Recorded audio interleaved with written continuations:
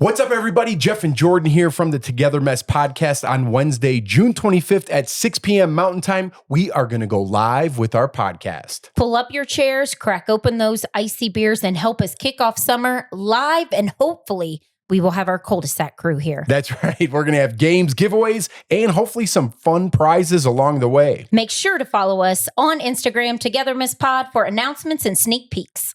Yay Media Group. Every time I see this one person, I'm not going to say who, and all I think about is how excited you were to interview this one specific person, and it bombed.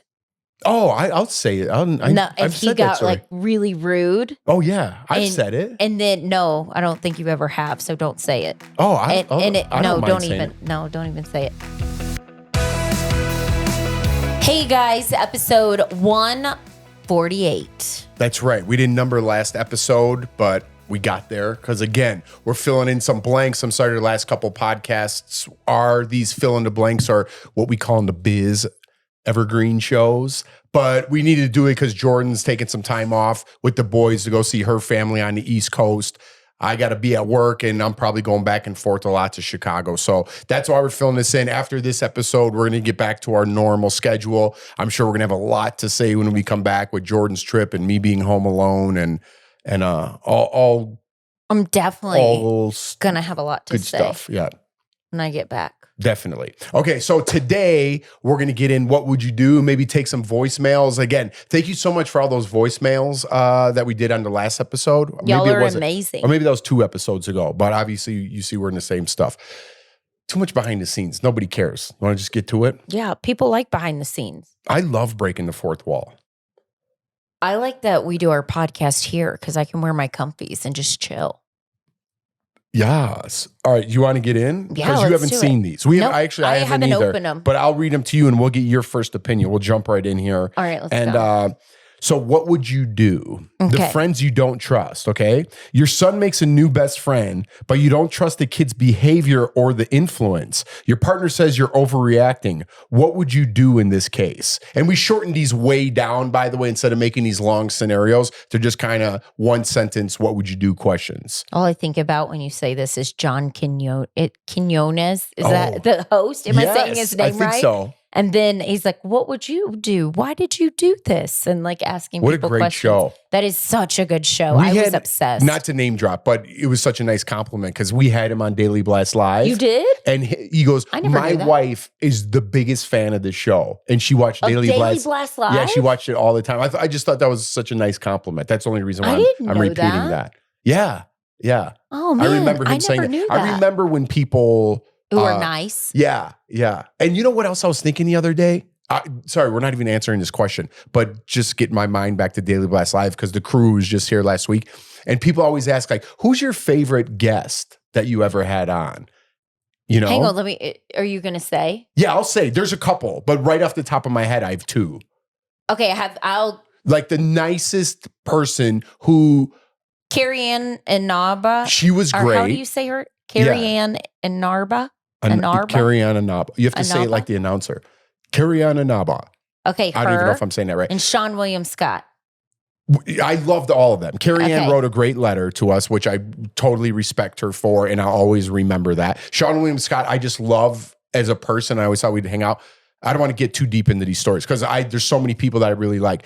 But Tony Hale, I think that's his name. Who's that? Tony Hale. He's on Veep and he's from Arrested Development. You know exactly who he is. If I Google him, I'll know. Yeah. I don't know his face. But that's okay. You don't have to Google him. I'm going to Google it for you. But he is like one of the nicest guys ever. And every time he came on, he was like, this guy. You don't know who that is? I don't think so. Yeah, I don't know. So Tony Hale was so sweet and came on all the time. And one of my favorites that I don't know why just made me laugh, David Arquette was the best interview.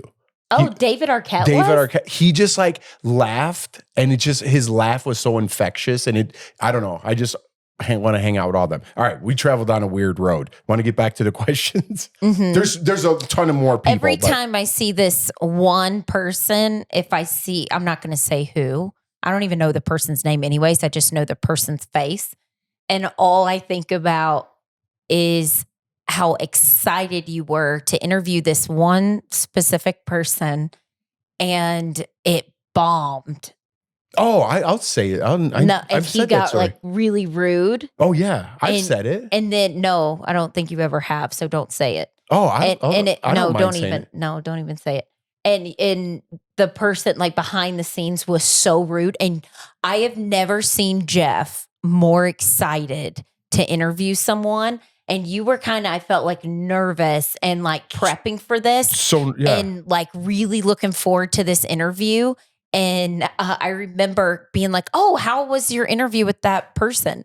And you were like, oh, it was so bad. And you were so like bummed about it. I'll say who it is. No, don't say why. who it is. You think I'm ever going to work with him or something? No, just don't and it wasn't even his fault. I'll explain the story. We're supposed to be doing something else. Okay, here. we'll do this. We don't even have to get into it. I'll let you know. I'll let you guess. It was a soprano actor. His name's Christopher Maltasante, but it was Michael Imperioli. And that was the worst interview I had ever had. And he was kind of being a dick. Big deal. If I met him, I'd tell him, and he'd probably tell me to go fuck off. So whatever. So here's the whole story. So it doesn't look like I was just like, this guy was a jerk. This was during COVID. I'm a huge Sopranos fan, huge. And Michael Imperioli is one of my favorite actors. He was. No, he was just great on Sopranos, right? But he's a very like method type guy and takes his acting and his craft very serious, unlike, just very personal like David Arquette or Tony Hale or those other people. So we had a new producer with us, and she wrote some questions, and he had a podcast with this guy, Steve. He still has it. If you watch Sopranos, you know what I'm talking about. The big guy. I can't think of his name, Steve something. Anyways, they have a podcast together that did talk about Sopranos. So I didn't know that at the time. I didn't know what we were talking to him about. And they're like, he's coming out with a podcast. And the other guy, Steve, by the way, I wish I interviewed him because he's awesome. I see him everywhere, and I wish I interviewed him. And he's got real like funny stories. But so I wrote down all these questions, and I love to write my own questions, and I have a flow with my questions. And I wanted to get into this whole background of Sopranos thing.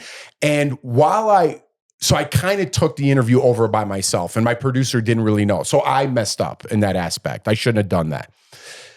I'm interviewing from home. I'm in my kitchen. This is COVID. This is during COVID, on a laptop and like a camera. And so we live right off the street, and I closed all the windows, but apparently you could still hear. So while I start the interview, they're like, start the interview. And I was like, hey, what's going on? He wasn't really talkative. And I started asking him questions. He's like, are you interviewing me from the street, dude? Where are you? And I was like, oh, sorry, man. I'm at my house. We couldn't get in the studio. COVID's going on. So I'm like, let me ask you a little bit about Sopranos. And I forgot what I said.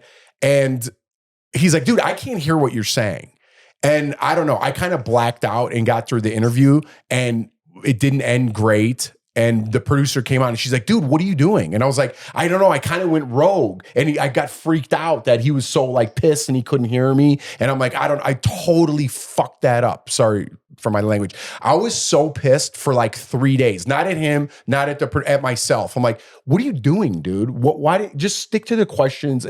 But I not idolized him, but I was looking so forward to the interview that I bombed it. It was my fault. And so it's kind of like don't meet your heroes thing, even though he's not my hero. And if I met him, I'm sure he's a nice guy. But that one got me the most out of all the hundreds of interviews I ever did. That one shook me for a couple of days. I was like, stupid.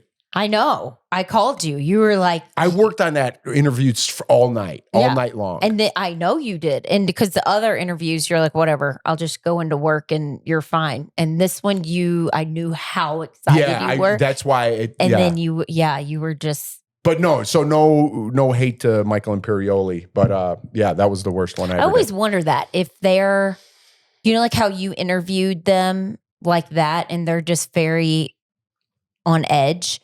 What is it like on set what if you mess up your lines a couple times? Are they going to get annoyed that you don't know your lines? Absolutely. But then that would make me even more nervous if someone was like, come on, you don't know your lines? That would irritate. I don't know. That would bother me even more and distract me. Steve Sharippa, I think that's how you pronounce his last name, from The Sopranos. He has a podcast with him. I just wanted to fill that in. But yeah, people get really upset if you don't know your lines. See, that would intimidate me. But if it's like how you were saying David Arquette was just goofy or whatever, it's like, oh, it's fine, whatever. Well, it's just an interview. Then I would be more, if I was like running lines and you're acting, because you're going to mess up, it wouldn't make me as nervous if the person was supportive and cool. But if somebody's like, you don't know your lines, you forgot your lines, why do you keep fumbling? I'd be like, oh, okay, what are my lines? And then it just would make me even more nervous. Well, remember on Days of Our Lives when we got off Big Brother and we had to do those lines real fast? Remember how upset they were? Girl wasn't nice either. I was like, we're not even actors. Like, chill out. But yeah, so if you guys remember way back in the day, we just got off Big Brother. Was it Days of Our Lives? Do they still do that? Bold and Every the Beautiful? time you get off Big Brother, like they put you on a soap show. Yeah, they put you on a soap. But you got to think, these actors, that's their job, right? We were so excited to be on that show. I'm like, oh my God, I can't believe they gave us a line. We weren't goofing around. Yeah, but we both screwed up our lines. No, I didn't. I screwed up mine. I didn't have to redo mine. I got mine on the first hit, but this person was kind of sassy, but it made me more nervous because of her presence. And I had to be her best friend. And remember, I go, oh my gosh, congratulations, Donna. Don't you just love winning? Your big brother Earl would be so proud. How did you remember that? Because, no, your big brother, I don't think it's Earl. Big Earl? It wasn't Earl. That's what I kept telling myself the whole time when I was looking at her in the eyes. I go, don't say Earl, because I was like, Earl, that sounds like country. It was Big Brother Storm. Your big brother Storm would be so proud. But for some reason, I kept wanting to say your big brother Earl would be so proud. So anyways, I go out to her. I'm in this prom dress. It's like an 80s scene. And I'm saying that to her and I'm looking at her in the eyes and I'm like, don't mess up, just because, again, like I said, her presence was like, don't fumble. So then they go, okay, they go over the intercom. They're like, we got it with me. So then it was Jeff's turn and Jeff was introducing who the prom queen was. Right. And so Jeff messed up and she like said something snappy because you messed up. No, I forgot who the prom queen was. And I was supposed to open a picture. It was Donna. So, okay, so say that it wasn't, but say it was Donna Summer. I didn't remember the name. And I was like, wait, what was the name of that person? And then she's like, just write it down on the paper. Yeah. Remember? And I wrote it down on the paper and then I opened it up. But in my head, I'm like, we're not actors. We're reality people. But here's the thing. They don't want that shit. You know what I mean? They're like, we want to get in, hit our lines, like especially soaps. They shoot so fast. It's like, here, nobody's here. And then all of a sudden, if you're waiting for your scene, because I went back and did another scene and I also messed that one up too, because the girl was so good. Oh, yeah. She like looked me in the eyes and she was so pretty. And I was like, what'd you say? It was like, I felt like she liked me, but she was just acting. You know what I mean? I was like, whoa, that was real good. And anyways, but they move really fast and that's their job. And they don't want people coming there and fumbling things up and messing up their show and screwing up their day. So if you're on set and it's like a big production, they have a lot to do. And if you don't know your lines, people get really frustrated. I've heard like Doug Ellen talk about that even on Entourage, even though they're having fun. They're like, there is some people that really didn't know their lines and it's very frustrating. You know, and I think they were talking about Adrian Grenay. I don't know, but I think they were. I would, though, some of it, the lines are, if you watch Landman, who's the guy that owns the Dallas Cowboys? Oh, man, he crushed it. Jerry Jones. Yes. So if you watch Landman, there's a scene with Jerry Jones and he's talking. And I'm like, he did that one take. You can tell like they didn't cut that. He did so good. And I was like, how the heck did he do that? He's not an actor. He crushed that cameo. So good. Yeah. And he was so natural. It didn't look awkward. He was just talking. And I was like, that's amazing. I think a lot of that was his own story. But all right, we drifted way off Who here. cares? All right. Well, then. That's typically what we do. All right. We'll come back. We got to take a break. If you listen to this podcast, you know we have a lot going on in our lives, both of us as a couple and individually, and I'm sure you do too at home. But if there's one thing I do on the daily and I haven't missed, I would say maybe for over 2 years now, is taking my AG1 in the morning. Have you ever broken your trend of taking AG1? No, only time I have is like when school just got out and then my routine was messed up. But I can always tell when I don't take my AG1. I like taking it for gut health. I like taking it for energy. It makes me feel better. Like you said, if you kind of feel like you're immune, like you might be getting sick, it might feel, I don't know, sometimes I do that. Like if I've had too much drinks on the weekends, I might have a little more AG1. Not like you. You said the other day that you do too.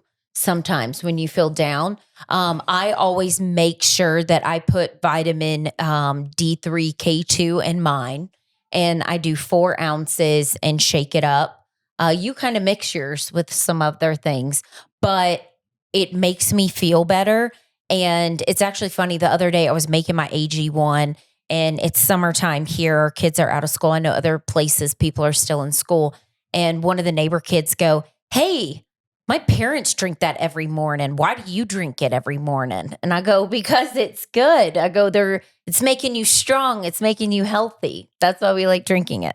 And the packaging, like Jordan said, makes you feel special about yourself. Not only is it good for you, it does make you feel good. And then it does make you feel like you're part of a club. If you do have that AG1 glass and other people see it, they'll come up to you and say how much they like it as well.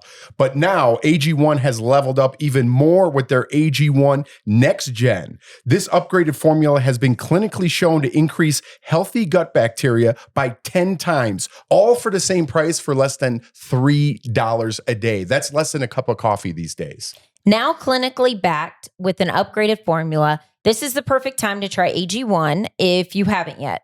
We have been drinking AG1 for 2 years now, and we are both so happy to be partnering with them. So subscribe today to try Next Gen of AG1 for less than $3 a day.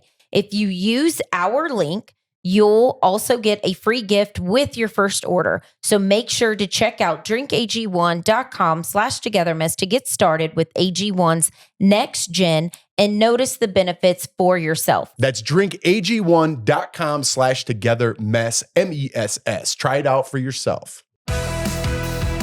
Welcome back.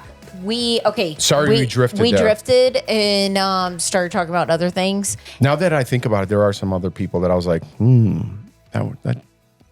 that person wasn't so nice. I know someone else.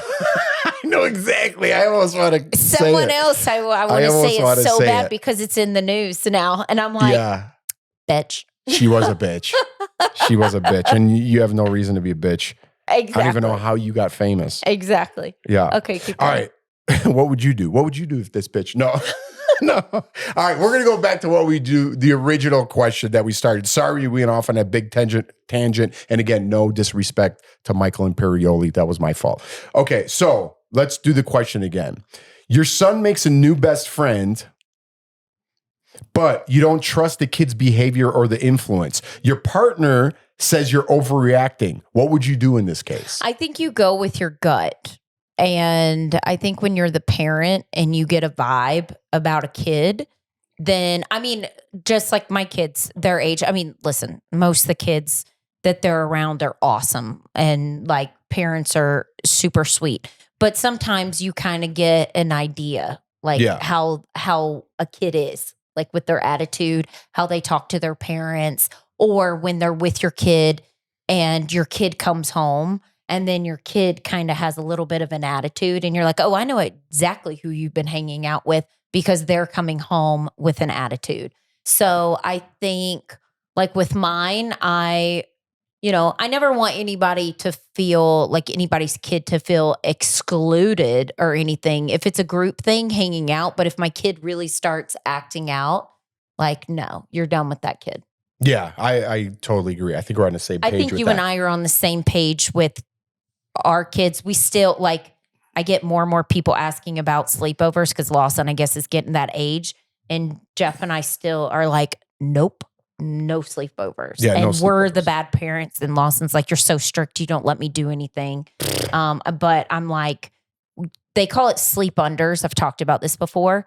That means you just stay up later than your bedtime and the parents hang out and then you go to your house. So I'm like, you can have a sleep under, but we're not doing that. But I mean, that has nothing to do with your kid being a jerk. That's our own thing. And if other parents don't like the way we act or our kids act, then let's not hang out. You know, I'm not mad at you for thinking that about me. Like if you have a preconceived notion that, oh, they're on reality TV or this guy does this or their podcast, they think they're cool, then get your kid away from us. You know what I mean? And there's certain people that I would like their kid to get away from us. You know? Well, that's not I've true. had like after school, since summer's out for us, like some parents who I don't know and I don't even know their kids have texted me, hey, can Lawson come over for a play date? And I'm still a little like, I don't know you. I know Lawson knows your son from school, but it's me normally. I'm like, hey, you want to just meet me at the pool? It's like, so I can kind of get to know you as a parent. And it's not me judging someone. It's just me being a little more cautious and protective of my kid. All right. You want to write a documentary about that question? No, I get very passionate. All right, let's go to the next one. It's called surprise visitors. Your in-laws show up unannounced at your house and plan to stay the weekend, even though you had no heads up. My parents would never do that. Stuff. Your parents like are so scared about annoying anybody and like so cautious.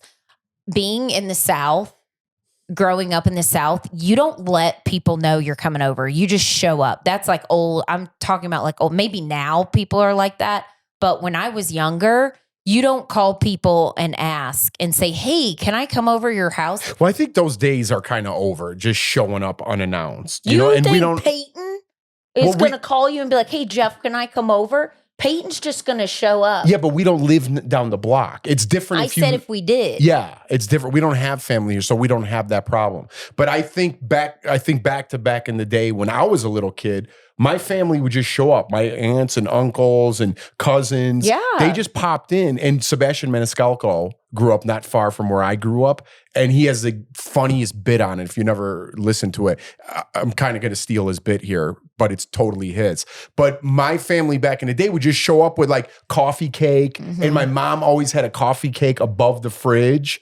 Always, just in case. Always, just in case. So like someone would come over and they're like, come in, I'll put a coffee on, and then you could have, and then like, here's some coffee cake and we'll sit around and catch up. And that was always like when I was a little kid, I remember people just swinging by. My grandpa, I would spend the summers with my grandpa. My grandparents are in their 80s. And we would, that was the same thing. My grandpa's like, if you go visit people, and my grandpa never called because I would always be like, Grandpa, are you sure it's okay? When I was younger, and we just show up at people's houses and you visit and you come in unannounced and you stay for like an hour. Oh, yeah. Or longer. And sometimes you'd be like, Grandpa, I'm ready to go. But you just show up. Anyways, I wanted to finish the Sebastian joke because now it's ruined. The time has passed. But he'd say the same thing happened when he was a kid because he was Italian. And he go, remember? And he's like, nowadays someone rings the doorbell and you're like, hit the lights. And everybody hides and pretends like you're not home. Now it's look at your ring. And I'm like, who's at the ring? Okay, don't want to deal with you today. Not answering the door. Yes. All right. You're crushing these. Ready? Posting without permission. A relative posts a photo of your child on Facebook, even though you've asked people not to. If you ask someone not to, then you don't do it, especially if it's a kid. That's something I feel like you have to respect. If I post stuff with the kids at school and there's other kids in the photo, I put hearts on their faces. You do that. And if I know the parents and I know the parents won't care that I post with their kid in it, I'll tag the parent in the photo. Yes, but you should always ask, especially with kids. So like the boys, when they finished the football season, I was going to post it on my Instagram. And then I was like, there's too many kids in here that I don't even know their parents. And I was like, I'm not even going to do it. Normally I would do a heart and I would have just tagged 2 other parents that I knew. And I was like, you know what? Who cares? Yeah. Not everything needs to be posted and shared. But if somebody asks you not to. That's what I was going to say. What would your reaction be if you're like, listen, do me a favor, don't do that? And it was kind of like a friend in the neighborhood or something. And then they did it anyway. That would kind of annoy me. Would you say something? I wouldn't say something probably the first time. I'd be like, well, if first of all. You wouldn't say, hey, hang I on. asked you not to post that? I wouldn't want confrontation. I at first in my head would be like, okay, now I can't trust you. Now you're kind of on the edge with me because once I'm done with you, I'm done with you. And so that's your first strike. That's what I was getting at. Yeah. Jordan got serious there. You guys might not have seen it, but that's real. That's real. When I'm done with you, I'm done with you. And my mom's the same way. But I would start having suspicions about you. Like, okay, maybe I shouldn't be friends with you because if I told you not to do that and you do that, that lets me know that I can't really trust you. So what are you doing behind my back and saying behind my back? And then it would go deep like that. Yikes. All right, let's take a break on that note. You scared everybody. Okay, bye. I'll be right back. All right, welcome back. We're having a good time. And do you want to keep going with these questions? Yeah. Because you're getting hot right now on some of these. Well, when it's dealing with kids, it's like something different. Yeah, but you took that to a personal level No, right there. I didn't. All right, sharing locations. This one's interesting. This is the younger people. Exactly. So let me read the questions. You casually check your partner's location and see they're somewhere unexpected. It's harmless, but they never mentioned going somewhere else. First of all, you could start by saying, do we share each other's location? No, never have. The only time I would is, let's say if I was going on a trip to another country or something, I would be like, hey, Jeff, I don't even know how you'd share location. I might do that. You got to turn that like on each other's phone. Okay, well, I might do that if I'm in another country in case I go missing or something. Then you kind of know where my location is, where my phone is. You know the location. I think that's kind of weird. But no, these young kids now, all the friends share location. So everybody who's like 30 and younger, or like I feel like 32 and younger, they know all their friends' location. I think that's weird. I think it's weird too. Again, here we go. I'm going to bring up a Vanderpump Rules thing. But Sheena from Vanderpump Rules on one episode or whatever, she has everyone's location in her phone. Why? I don't know. I think it's weird. And they're not kids. They're 30s. I could see if you're like, I don't know, maybe if you're going to like a festival and everybody's going and getting drunk and you're out of town and you want to make sure all your girlfriends are good, like something like that. I could maybe see. But that's one night. You don't keep it on. I don't want to know where you're at. I don't even know how to do that. I don't even know how to do that. If you checked my location and you were at work and you were seeing where I was going, I would be, one, grossed out by you, and two, I would be very annoyed. Where are you going? I would be like, why are you looking at that? For me, I take it as, I know people now just do it for fun, so they know, but I would be kind of grossed out that you were looking, because I was like, why don't you trust me? What is it that you're insecure about that you're having to look at my location? And same for you. I feel like you're getting mad at me. I didn't do it. No, what's yours? If I was checking your location, wouldn't that annoy you and gross you out? Here's my thing. I wouldn't care because I don't do anything. But if I stop by to dry cleaners like I did on the way home today, and you're like, how was work? And I was like, it's good. And you're like, what did you do after work? I just came home. And you're like, oh yeah? Why did you go here?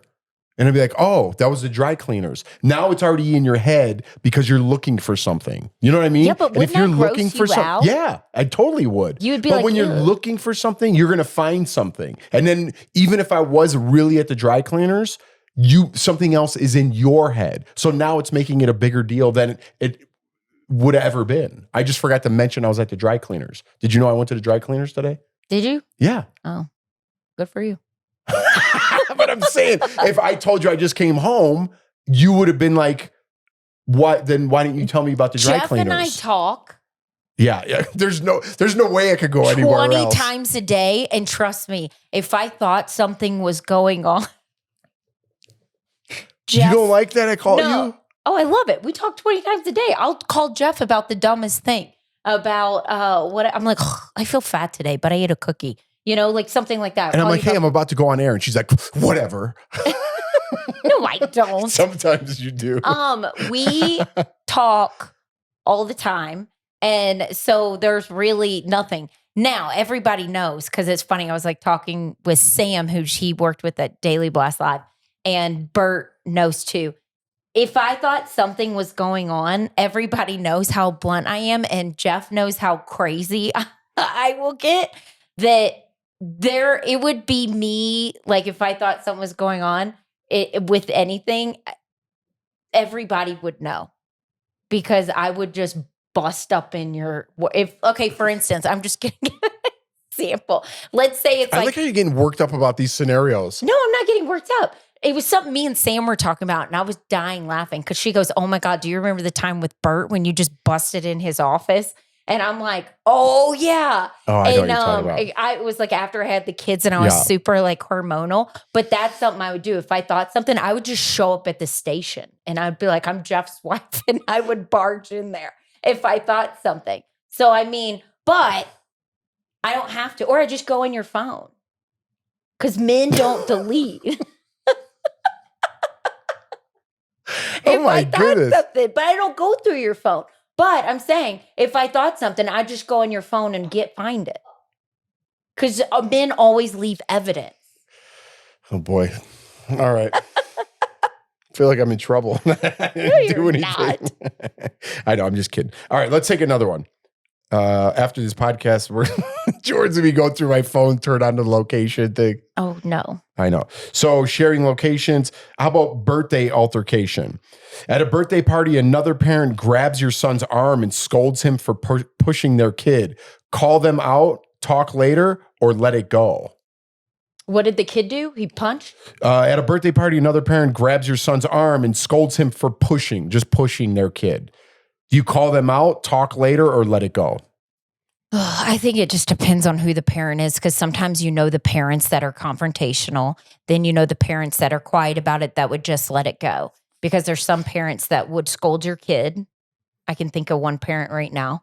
But grabs their arm? I wouldn't like that. I don't mind scolding if I know you and I'm like, we shouldn't have done that. If I don't know you, like if I barely know you, not like that, and you grab my kid's arm, I think that's a problem. Yeah. And you scold him for, you know what I mean?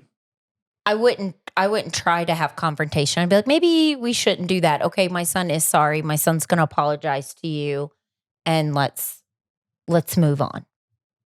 Just because I wouldn't grab someone else's kid's arm and scold them. I would never. You know what I mean? So never. That's why I think it's weird.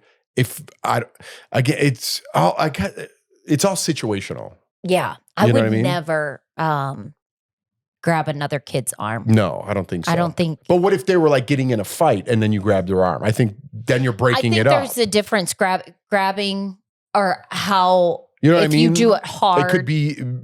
Well, if they were fighting in each other, you got to like pull them apart. I would probably try my kid first, because it's my kid to pull apart. Yeah. Instead of grabbing someone else's kid. But if I try to pull my kid apart and it still wasn't working, I might have to be like, listen, buddy, you might get a shove. But it seems like you'd be that. But you might get depending what if the kid was still attacking your kid and you're trying to get in the middle, I might have to do a shove, not hard, but just be like, separate. But I think at that time, other parents would jump in, or the husband, you would jump in and you would separate and then be like, okay, guys, let's calm down, And then when the parents got there, I'd be like, hey, listen, I had to push your kid a little bit. What? Then you told I had the to parent. Push your kid a little bit. I had to push your kid because your kid was on my kid, but it's okay. Like there's no marks or anything. All right, that's why we don't. We went too far down the rabbit hole in that scenario. That's why we don't do birthday parties, so we don't ever. So we don't have to push other people's kids. Don't push other people's don't kids. Don't come to our house. Jordan will push your kid. All right, we can't end on that one. Let's end on. Oh, this is about your kids too. I guess maybe keep to that. Yeah, keep it. I'm turning orange. How about school? No, not school. Let's get. Trash talking. Let's see what this one says. Your close friends talk trash about their own kids. It makes you uncomfortable. They laugh and vent, calling their teen lazy, stupid, drama queen. Your child is nearby. Join in, say something, or keep mental notes. Talking about your kids to your friend? Close friends trash talk about their own kids. I vented to my kid. It makes you uncomfortable. They laugh and vent, calling their teen stupid drama queen. You join in, say something, or just keep mental notes. I'd join in. Yeah, because that's how you relate to your friends. Am I reading that right? Yeah, they're talking about their own kids, not my kids. Yeah, and then y'all are venting. Like, I'm like, oh, my kids are being little jerks today. Yeah, I would join in. But you're not calling your kid, you're not telling your, I've never called my kid stupid. But I like, and then other parents have been like, oh my gosh, my kid was a jerk too. Or drama queen or whatever. Oh yeah, I've heard of friends say that before about their kids. Like, oh, they're so drama. Or I've been like, oh, the kids are being like very dramatic today. Yeah. Yeah. I would join in. Yeah. I would, again, it's all situational. I don't talk about other people's kids. That's I'm talking about each example I say, like our close friends. So like our neighbors, if they said something to our kids, I wouldn't, that's fine. Yeah. You know what I mean? I don't think any of our neighbors would grab our kid's arm. I just don't think they would do that. No. But, right? Lawson's actually right off camera and he goes, no, they wouldn't. But we've plenty of time joined in on like, oh my gosh, Lawson and Leighton today and then we all are being little jerks. Because it's venting. They're venting and they're like, oh my gosh, today I was trying to work and my kids were doing the same thing and all they kept doing was fighting and you're pulling them off, but you're trying to get your work done. And yeah, I feel like that's normal. I think it's normal if you're not venting. You're like, oh, little Jimmy's perfect. Oh, you're so cute. You know? Lawson, what does mommy say when you guys fight? What do I say? You and Leighton. Separate. Right? Screams it. Yeah, Lawson told me he had some anger issues. I agree, Lawson. No, I don't. No, it's discipline. It's discipline. Sometimes mommy gets a little moody, right? What? You turn into Godzilla, he said? No, that's when you guys have your friends over and you leave wrappers and you leave food and stuff like gets broken or something. And then I've told you guys 10 times to pick it up and nobody's listening to me. And then I'm like, how many times have I said that when all I do is give and then nobody's like listening? Yeah, here it comes. Here comes Godzilla, huh? You better hide, buddy. We're almost done with the podcast. Listen, I'm taking you to the beach. Yeah. All right, guys, we're going to wrap it up. Again, sorry, these are kind of evergreen episodes. We're talking really about nothing. But when we come back. I like these. What would you do? All right, let's wrap this up. The ultimate measure of a man is not where he stands in the moment of comfort and convenience, but where he stands at times of challenge and controversy. It's a good one. I like it. You're not liking these lately. I like them. I do like them. What do you want me to do? Be like, namaste? Maybe grab my arm and tell me separate. I thought you were going to say something else, like dirty, like joking. Yeah. All right. Thank you for downloading, subscribing, tagging your friends. Have a wonderful day and bye. Bye.